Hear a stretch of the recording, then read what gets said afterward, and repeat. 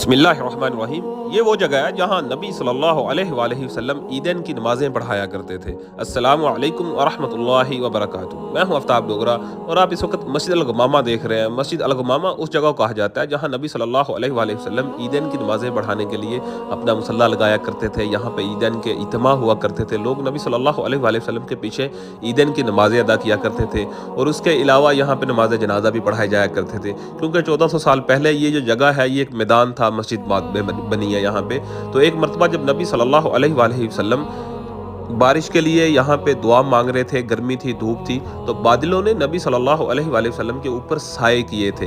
तो बाद में जब यहाँ पे मस्जिद बनाई गई तो मस्जिद का नाम मस्जिद गमामा रखा गया, क्योंकि अरबिक ज़बान में बादलों को गमामा कहा जाता है। तो इसीलिए आज इस मस्जिद को बादलों वाली मस्जिद कहा जाता है, मस्जिद गमामा कहा जाता है। बहुत ही इंफॉर्मेटिव वीडियो है, खुद भी देखें, ज़्यादा से ज़्यादा शेयर करके दूसरों को भी दिखाएं।